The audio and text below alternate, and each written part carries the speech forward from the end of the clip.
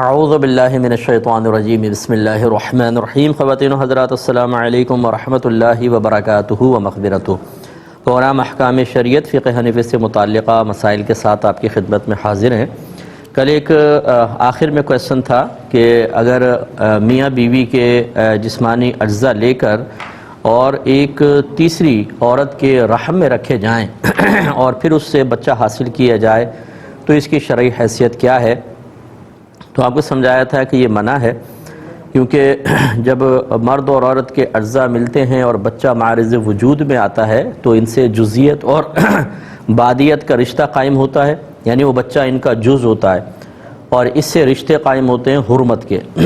اب اگر غیر کے ساتھ اس طرح کا جز قائم ہو جائے تو ان رشتوں میں اشتباہ پیدا ہوتا ہے، یعنی مشتبہ ہو جاتے ہیں رشتے۔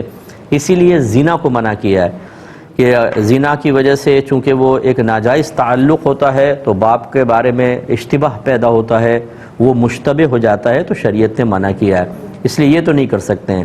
یہ ہو سکتا ہے کہ اگر صحیح طریقے سے نارمل طریقے سے حمل نہ ٹھہرتا ہو تو پھر اسی عورت کے رحم میں، یعنی میاں بیوی کے اجزاء لے کر بیوی کے ہی رحم میں اس کو رکھ کے بچہ حاصل کیا جائے، اس کی گنجائش نکل سکتی ہے۔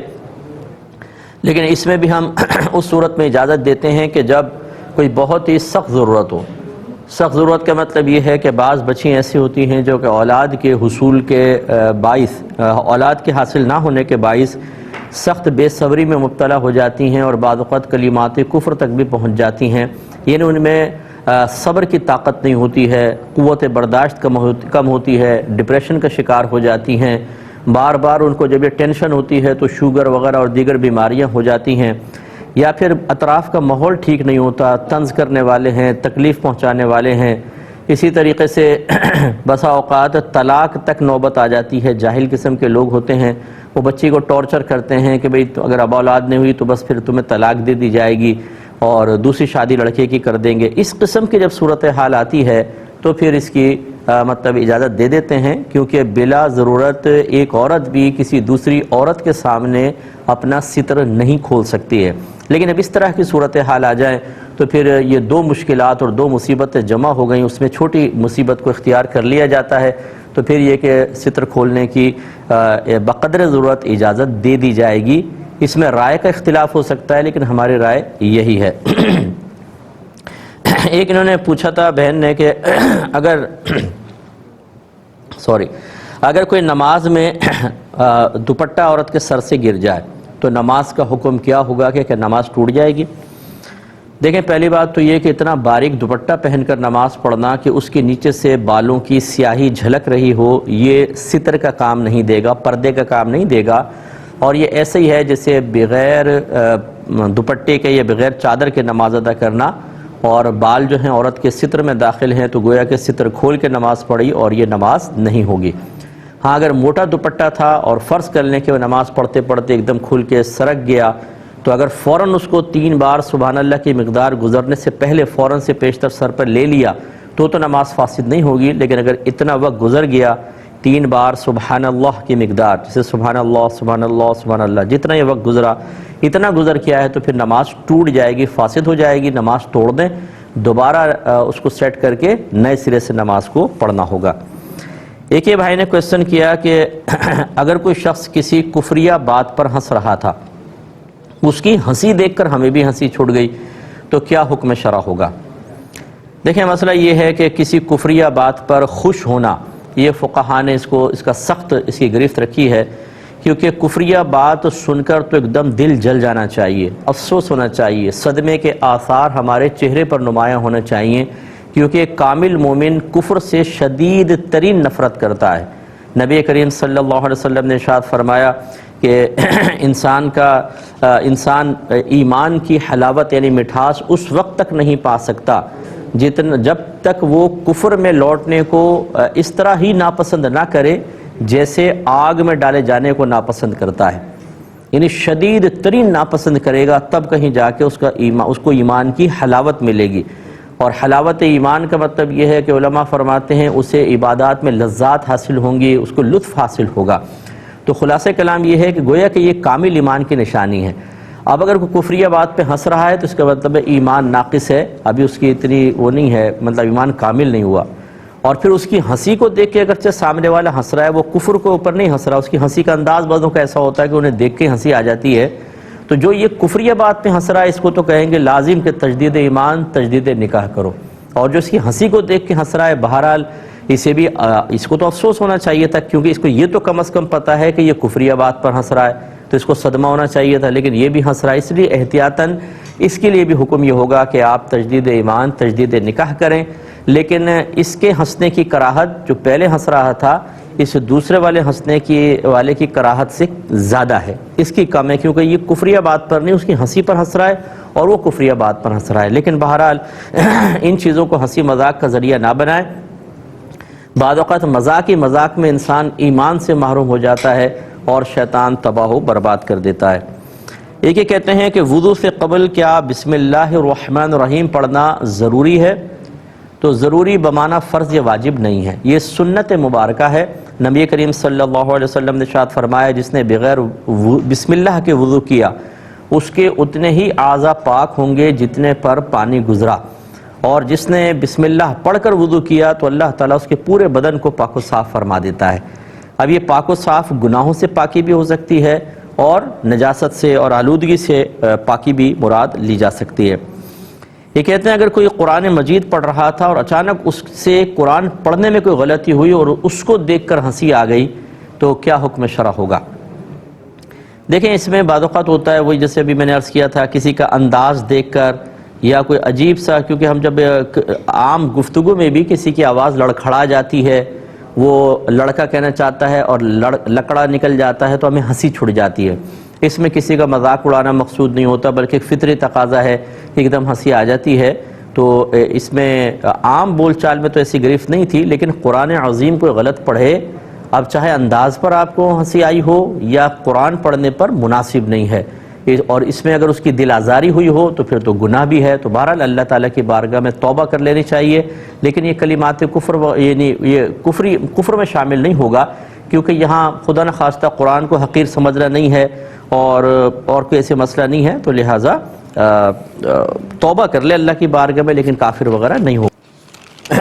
ایک کویسچن مزید یہ آفر آیا تھا کہ ایک شخص کہتا ہے کہ میں نے ویزا حاصل کرنے کے لیے باہر کے ملک میں مذہب تبدیل کرنے کی درخواست پیش کی، وہ کیس چلتا رہا لیکن میری درخواست ریجیکٹ ہو گئی، لیکن اس دوران میں نے اپنے اس کفر کے اوپر فتاوی بھی حاصل کر لیے، اور جب کسی نے پوچھا تو میں چرچ بھی وہ گیا مطلب، اور تمام اس نے لوازمات پورے کر لیے اور اس کی درخواست بھی رد ہو گئی۔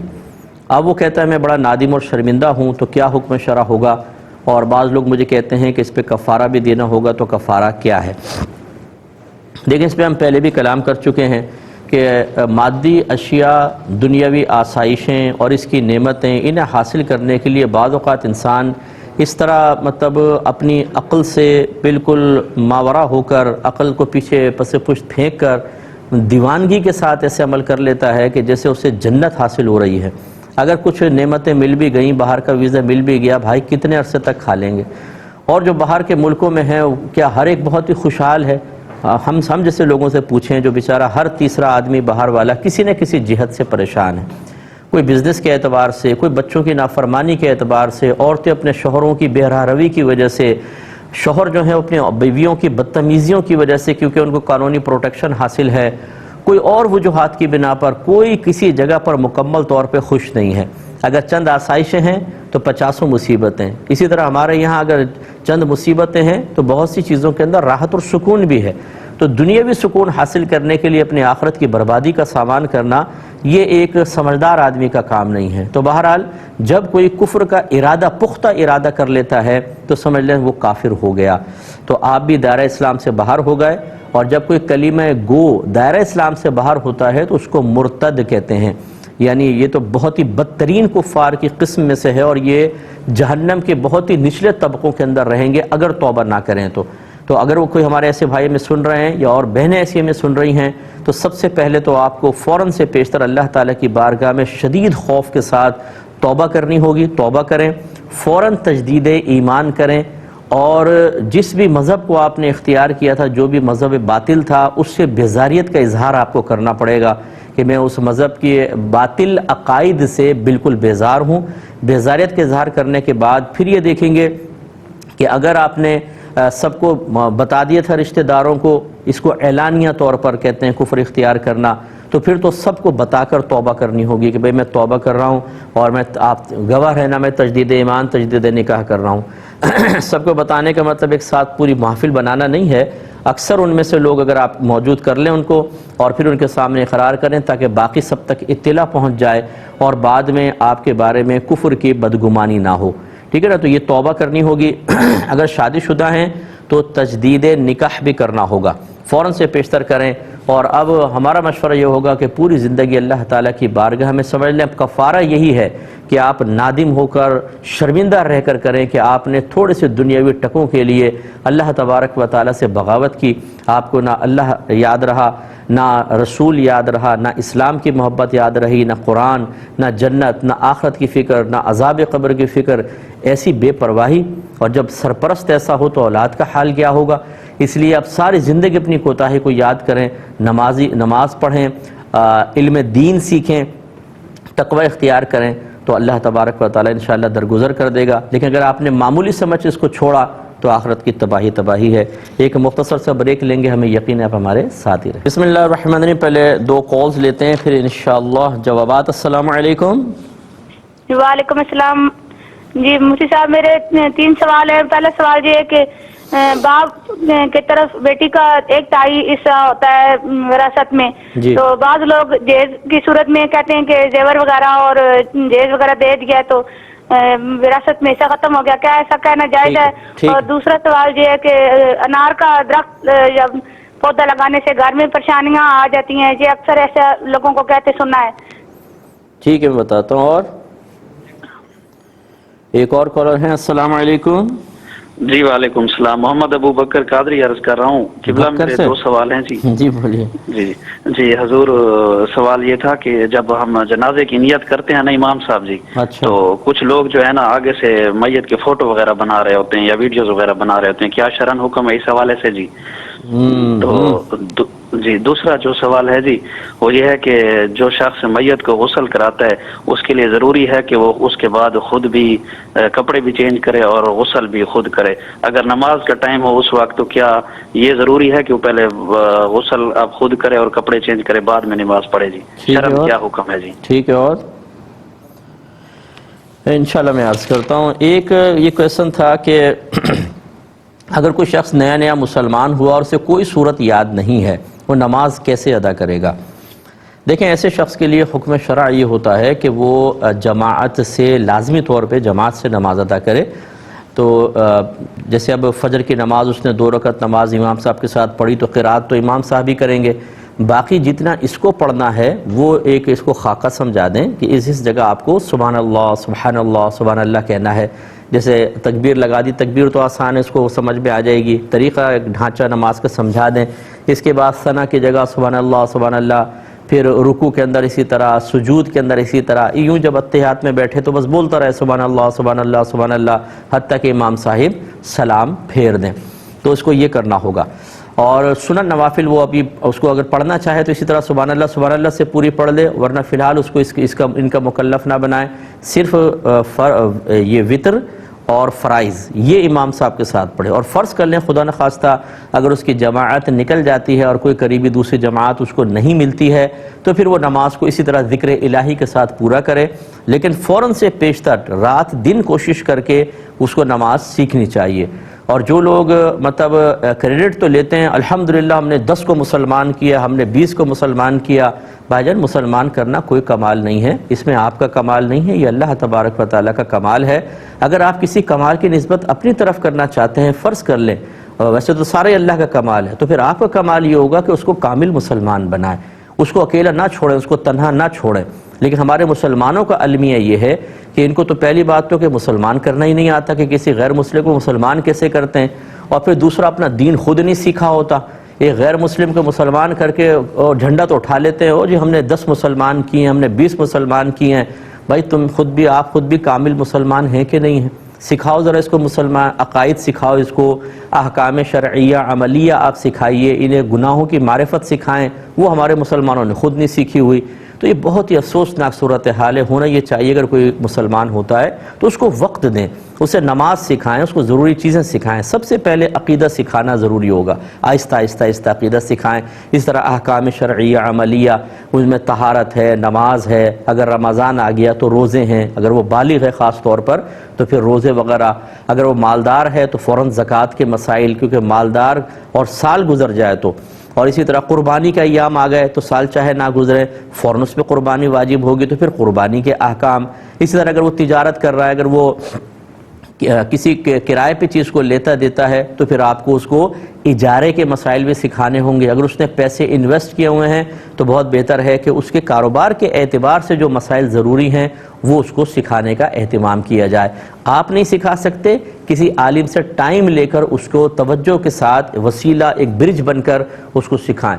اسی طرح گناہوں کی معرفت، صغیرہ گناہ کیا ہے، کبیرہ گناہ کیا ہے، ظاہری کیا ہیں، باطنی گناہ کیا ہیں، مثلا دماغ سے کون کون سے گناہ ہو سکتے ہیں، آنکھوں سے کون سے ہیں، زبان سے، ہاتھ سے، پیروں سے، شرمگاہ کے گناہ کیا کیا ہوتے ہیں، مال کمانے کے حرام اور جائز طریقے کیا ہیں، مال خرچ کرنے کے حرام اور جائز ذرائع کیا ہیں، کس سے آپ دوستی کر سکتے ہیں، کس سے نہیں، یہ چیزیں آہستہ آہستہ اس کو سکھانا ضروری ہے۔ ہم مسلمان کرتے ہیں، بعض جیسے نوجوان ہوتے ہیں، اپنا نکاح کرنا ہے، اپنی خواہش کو پورا کرنا ہے، کہتے ہیں جی میں غیر مسلم لڑکی کو مسلمان کر کے پھر میں اس سے شادی کرنا چاہتا ہوں۔ چلیں اچھی بات ہے کہ آپ نے اس کو مسلمان کی شادی کی، لیکن بھائی پھر اس کو کچھ سکھائیں تو صحیح۔ ہم یہ ہمیشہ یہ میں کہتا ہوں کہ اگر کوئی نوجوان ہم سے پوچھتا نا کہ مسلمان ایک لڑکی کو مسلمان کر کے میں شادی کرنا چاہتا ہوں، میں کہتا ہوں پہلے آپ اس کو مسلمان کریں، پھر 1 سال تک اس کو دین سکھائیں، مکمل طور پہ بیسکس وہ سیکھ لے، اس کے بعد آفر کریں آپ مجھ سے شادی کرو گی تو پھر شادی کریں۔ ورنہ اگر آپ نے خالی کلمہ پڑھا کے اس کو مسلمان کر لیا، آپ کی نفسانی خواہش تو پوری ہو گئی اور جائز طریقے سے ہو گئی، لیکن نہ وہ آپ کے بچوں کی اچھی ماں بن سکتی ہے کیونکہ اس کو دین ہی نہیں پتا، اسے یہ نہیں پتا کہ وہ کلمہ کفر زبان سے نکال رہی ہے، اسے یہی نہیں پتا کہ مسلمان ہو جانے کے بعد عقائد باطلہ کو پسند رکھنا یا پھر ان کی تعریف کرنا یا ان میں سے کسی میں مشغول ہو جانا اس کو دوبارہ اسلام سے باہر کر سکتا ہے۔ کوئی شعور نہیں ہے۔ پھر بچے پیدا ہوتے ہیں، کچھ سکھایا نہیں ہوتا، بعد اوقات لڑکی کا دماغ گھومتا ہے، وہ شوہر کو چھوڑ کے بچے لے کے ساتھ چلی جاتی ہے۔ ایسے سینکڑوں کیسز میرے پاس آئے ہیں کہ وہ بچوں کو اس نے مرتد کر لیا، حالانکہ بچے باپ کے تابع ہوں گے، اگر مسلمان ہیں تو باپ کے تابع ہو کر مسلمان کہلائیں گے، لیکن وہ ساتھ لے جاتی ہے، غیر مسلم بن جاتے ہیں۔ اور یہ مجنون صاحب جو ہیں جنہوں نے بڑے دعوے کیے تھے کہ جی ویسے مذہب یاد نہیں آئے گا لیکن شادی کرنی ہو تو جی مسلمان کر کے میں کرتا ہوں، ناراض مت ہوئیے گا کہ میں کوئی طنز کر رہا ہوں، میں ایک بات اس میں سمجھا رہا ہوں، جو دل جلتا ہے تو ہم آپ کی خدمت میں گزارش کر رہے ہیں کہ اسلام اس ٹائم تو یاد آتا ہے کہ جی میں نے شادی کرنی ہے تو مسلمان کرنا ہے، چلو اچھی بات ہے، لیکن بعد میں کیوں بھول جاتے ہیں؟ آپ نے ایک ایسی نسل پیدا کی جو کفر اب کافر ہو گئی اور اس کی نسلیں کافر پیدا ہوتے رہیں گے۔ آپ نے کفر کو تقویت دینے کے لیے شادی کی تھی، آپ نے کافروں کی تعداد میں اضافہ کرنے کے لیے اولاد پیدا کی تھی، اس کو کامل مسلمان بنانے کے لیے آپ کو اچھا لائق عمل تیار کرنا ہوگا۔ جو میں نے آپ کی خدمت میں گزارش کی کہ لڑکی کو مسلمان کر کے شادی کرنا کوئی ناجائز نہیں ہے، لیکن پہلے اس کو ایک کاملہ مومنہ صالحہ بنائیں۔ اور اس کا طریقہ کیا ہوگا کہ اس کو پہلے کہیں کہ آپ مسلمان ہوں، 1 سال تک آپ علم سیکھیں۔ اگر کسی کے پاس کوئی ذریعہ نہیں ہے مجھے بتائیے گا، میں انشاءاللہ آپ کو ذریعہ فراہم کر دیتا ہوں، لیکن اسی شرط کے ساتھ کہ 1 سال تک وہ علم سیکھے، ماشاءاللہ کامل مسلمان بنے، اس کے بعد آپ شادی کریں، انشاءاللہ ساری زندگی آپ سکھی رہیں گے، وہ آپ کی اطاعت کرے گی۔ جب آپ مذہب کو درمیان میں رکھ کر اور اس کو فوقیت دے کر پھر تعلق جوڑتے ہیں، اب آپ اس تعلق کو جوڑنے کے لیے آپ کو محنت کرنے کی ضرورت نہیں، مذہب جوڑ کر رکھے گا، کیونکہ جہاں ٹوٹنے لگے گا آپ کہیں گے دیکھیں اسلام یہ کہتا ہے، وہ بھی اسلام کو قبول مانے گی، اسلام کی تعلیمات، اسلام خالی کلمہ پڑھانے تک، باقی اپنی عقل اور سب سوچ اور اس کے ساتھ ہم چاہتے ہیں اب یہ میری بن کر رہے۔ بعض اوقات سوچ کیمسٹری میچ نہیں کرتی ہے، سوچ میں ہم آہنگی پیدا نہیں ہوتی ہے، اسلام کو ویسے آپ نے فوقیت نہیں دی تھی، کون بیچ میں ثالث کا کردار ادا کرے گا؟ نتیجہ نکلتا ہے وہ باہر ہو جاتی ہے۔ امید ہے کہ آپ ہماری بات سمجھ گئے ہوں گے۔ ایک یہ بھائی نے فرمایا کہ ہمارا بچہ تھا، بڑا دردناک سی واقعہ تھا، وہ کہتے ہیں کہ اس کی کچھ اندرونی بیماری تھی، ہمیں پتہ نہ چلا، جب علامات ظاہر ہونا شروع ہوئی تو ہم گھبرائے، ڈاکٹر کے پاس گئے، ڈاکٹر نے فوراً اس کا علاج شروع کیا، اور اس نے کہا کہ آپ نے بہت دیر کر دی، اس بچے کے بچنے کی امید نہیں ہے، پھر بھی آپ آپریشن کروا لیں۔ ہم نے کروایا اور وہ کہتے ہیں اس پر ہمارا تقریباً 1 کروڑ روپے خرچ ہوا، اور لیکن اس کے بعد بھی کچھ ہی دن بعد بچے کا جگر فیل ہو گیا اور اس کا انتقال ہو گیا۔ اللہ تعالیٰ بچے کی بخشش و مغفرت فرمائے۔ وہ جوان بچہ تھا، میں نے جب معلومات حاصل کی۔ اب یہ کہتے ہیں پہلی بات یہ کہ کیا ہمارا بچہ شہید ہے کہ نہیں، دوسری بات یہ کہتے ہیں کہ یہ جو ہم سے نادانستہ طور پہ کوتاہی ہوئی کہ ہم نے پہلے چیک اپ نہیں کروایا، آخری سٹیج پر کروایا، ہم اس میں گلٹ فیل کرتے رہتے ہیں کہ شاید اگر ہم پہلے کروا دیتے تو ہمارا بچہ نہ مرتا، آج وہ زندہ ہوتا، کیا حکم شرع ہوگا۔ دیکھیں جب کوئی اس طرح کی ناگہانی آفات، خاص طور پہ نبی کریم نے پیٹ کے مرض میں انتقال کرنے والے کو حکم شہید قرار دیا ہے، تو اللہ تعالیٰ کی رحمت سے امید ہے کہ بچے کو مقام شہادت حاصل ہوگا۔ دوسری بات یہ ہے کہ دیکھیں غیب کوئی بھی نہیں جانتا، جب بچے کے اندر کوئی ظاہری علامت تھی ہی نہیں تو آپ کی کوتاہی کہاں سے ثابت ہوئی؟ کوتاہی تو اس وقت ہوتی کہ بچہ درد کا اظہار کر رہا ہوتا، وہ تڑپ رہا ہوتا اور آپ کہتے ہیں یار ایسی بس ہوتا ہے، تھوڑا بہت درد چھوڑ دو چھوڑ دو چھوڑ دو، اور پھر بچے کا آخری سٹیج پر ہونا ظاہر ہوتا، تو آپ کی طرف کوتاہی کی نسبت کی جا سکتی تھی۔ آپ کو تو پتہ نہیں چلا، جیسی علامت ظاہر ہوئی آپ نے ایک لمحہ دیر نہیں کی، فوراً ڈاکٹر سے رجوع کیا۔ اس کا مطلب ہے اپنے آپ کو اب بلیم نہ دیں، ایسا کوئی مسئلہ نہیں ہے۔ تیسری بات یہ کہ یہ کہنا کہ اگر ہم اس کا علاج بر وقت کروا لیتے تو شاید آج وہ زندہ ہوتا، ایسا نہیں سوچنا چاہیے۔ یاد رکھیں کہ جب کسی کی موت کا وقت آتا ہے، قرآن کہتا ہے کہ نہ ایک قدم وہ آگے بڑھ سکتا ہے نہ ایک قدم پیچھے ہٹ سکتا ہے، بس اس کا انتقال کا وقت ہے، وہ اسی ٹائم فوت ہوگا۔ اور میرے آقا صلی اللہ علیہ وسلم ارشاد فرماتے ہیں کہ جب اللہ تبارک و تعالی کسی شخص کے لیے کسی مقام پر موت کا ارادہ فرما لے تو اس مقام پر اس کے لیے کوئی کام پیدا کر دیتا ہے اور اس شخص خود چل کر اس مقام تک جاتا ہے اور اس کا انتقال ہو جاتا ہے۔ تو خلاصہ کلام یہ ہے کہ اس میں آپ کی کوتاہی کا کوئی دخل نہیں ہے، اللہ تبارک و تعالیٰ نے اس کی اتنی ہی زندگی لکھی تھی۔ اگر فرض کرنے آپ علاج بر وقت شروع بھی کروا دیتے نا تو کیا آپ اللہ تعالیٰ کے اس فیصلے کو بدل سکتے تھے؟ بالکل بھی نہیں۔ تو اس لیے کوئی آپ بالکل گلٹی فیل نہ کریں، اور جو لوگ اگر آپ کو اس طرح کی باتیں کہہ رہے ہیں ان کو خدا را ان سے کہیں خدا کے واسطے ہمیں گمراہ مت کرو، اور ہمارے باطن میں غلط چیز صلاحیت نہ کرو کہ ہم مذہب اسلام کی بنیادی تعلیمات کے خلاف سوچنے پہ مجبور ہو کر شیطان کی اطاعت کی طرف چلے جائیں، اپنے ایمان کو خطرے میں ڈالیں۔ یہ لوگ بھی بڑے جاہل قسم کے ہوتے ہیں، آ کے بولتے ہیں دیکھا نا آپ نے کوتاہی کی، پہلے کرتے نا تو پھر وہ کبھی نہ مرتا۔ ارے بھائی پہلے، اس کا مطلب ہے جن کو بر وقت پتہ چل رہا ہے اور وہ علاج کروا رہے ہیں ان کے بچوں کو تو مرنا ہی نہیں چاہیے، پھر وہ کیسے مر رہے ہیں بتائیے؟ یا وہ باپ کیسے مر رہا ہے، وہ ہسبینڈ کیسے مر رہا ہے، وہ بیوی کیسے مر رہی ہے؟ اس لیے ایسا نہیں ہے، آپ بس مطمئن رہیں، بچے کے ایصال ثواب کے لیے کوشش کریں۔ کالر ہمارے ساتھ ہیں، السلام علیکم۔ جی وعلیکم السلام، مفتی صاحب میں کینیڈا سے بات کر رہا ہوں۔ جی میرے 3 سوال ہیں۔ بولیے۔ پہلا سوال یہ ہے کہ انسان کو اپنا مراقبہ کا کیا طریقہ ہے اور اپنے اعمال کا محاسبہ کیسے کرے، اور دوسرا میرا سوال یہ ہے کہ اکثر یہاں پہ ہم لوگ پارک وغیرہ میں جاتے ہیں کہ چیز کچھ کھانے پینے کی نیچے گر جاتی ہے تو لوگ یہاں پہ مایوس سمجھتے ہیں نیچے سے کھانا، تو اس کا کیا حکم ہوگا؟ اور میرا تیسرا سوال یہ ہے، جی بولیے۔ اور میرا تیسرا سوال یہ ہے کہ یہاں پہ نان مسلم ہمارے ساتھ کام کرتے ہیں تو ہم ان سے کیا اس طرح تھوڑا سا رکھ سکتے ہیں اپنا میل ملاپ کہ ہم ان کے سامنے اپنی دین کی باتیں ڈالتے ہیں آگے، اور کبھی کبھار ایسی وہ باتیں کر جاتے ہیں کہ ہم تھوڑا سا ان کی طرف راغب ہونے لگتے ہیں، تو کیا ان سے اتنا میل جول ایسا جائز ہے؟ ٹھیک ہے، ایک اور کالر ہیں، السلام علیکم۔ وعلیکم السلام مفتی صاحب، میں نے ایک مسئلہ پوچھنا تھا کہ میرے ماموں فوت ہو گئے ہیں اور ان کی بیوی ہے اور بچی یتیم ہے۔ اچھا۔ تو ان کو لوگ دانے وغیرہ دیتے ہیں اور پیسے وغیرہ دیتے ہیں، تو میں بھی مزدور بندہ ہوں، میں اپنا کام چھوڑ کے لینے جاتا ہوں تو میرے اوپر وہ پیسے تیل وغیرہ لینے فرض ہیں یا میرے پر لگتے ہیں یا نہیں لگتے؟ مطلب آپ ان کے لیے امداد دینے جاتے ہیں یا کیا کرتے ہیں؟ امداد لوگ دیتے ہیں نا تو میں لے کر آتا ہوں۔ ٹھیک ہے، تو اس میں سے مجھے کچھ پیسے لینے چاہیے یا اپنا کام چھوڑ کے جاتا ہوں؟ اچھا، ٹھیک ہے، میں بتاتا ہوں انشاءاللہ، بالکل بتاتا ہوں۔ ایک مختصر سا بریک لیں گے، ہمیں یقین ہے آپ ہمارے ساتھ ہی رہیں گے۔ الرحمن الرحیم۔ ایک ابھی کے لے لیتے ہیں، انہوں نے کہا تھا کہ قسطوں پر جو ہم چیزیں لیتے ہیں اس کی کیا شرعی حیثیت ہے۔ دیکھیں یہ فی نفسی ہی قسطوں کا کاروبار تو جائز ہے۔ فی نفسی ہی کا مطلب اگر ہم شرائط، کنڈیشنز، لیمیٹیشن باقی سب چھوڑ دیں، صرف یہ قسطوں کا کام جائز ہے۔ ایک سامنے والا آفر کرتا ہے اگر نقد لوگے تو 50,000، ادھار لوگے تو 70,000 کی دوں گا، آپ کہتے ہیں چلیں ادھار لے لیتا ہوں، تو اس میں شرعاً کوئی حرج نہیں ہے، اس میں سود کا کوئی مفہوم نہیں ہوتا، کیونکہ 50,000 بھی چیز کی قیمت ہے اور 70,000 بھی چیز کی قیمت ہے۔ سود میں ایسا ہوتا ہے جو زیادتی ہوتی ہے وہ کسی چیز کا عوض اور بدلہ نہیں ہوتی۔ جیسے کوئی 1 لاکھ روپے قرضہ دے اور کہے واپس 1,10,000 لوں گا، تو جب واپس لے گا تو 1 لاکھ تو 1 لاکھ کا بدلہ ہے، 10,000 کس چیز کا بدلہ ہے؟ وہ کسی چیز کا بدلہ نہیں، یہ ہے سود۔ جبکہ یہاں پر 50,000 بھی مال کی قیمت ہے اور 70,000 بھی مال کی قیمت ہے۔ یہاں پر جو 20,000 زائد لے رہا ہے وہ ایسا نہیں ہے کہ عوض سے خالی ہے، بدلے سے خالی ہے، لہذا جائز۔ ہاں اس میں جو کنڈیشنز لگا دی جاتی ہیں کہ اگر آپ کس ڈیلے کریں گے تو آپ کو اتنا زیادہ دینا ہوگا، اگر آپ بیچ میں اسکپ کر جاتے ہیں تو پھر ہم آپ کی چیز ضبط کر لیں گے، اور غلط قسم کی کنڈیشن وہ آپ ضرور پہلے چیک کروا دیں۔ جو وہ دیں گے وہ یقینی سی بات ہے کچھ شرائط پر آپ سے ایگریمنٹ کریں گے، یہ سودا ہوگا، وہ شرائط چیک کروا دیجیے، غلط ہوں اس کی اصلاح کروا دیں، باقی فی نفسی قسطوں کا کاروبار جائز ہوتا ہے۔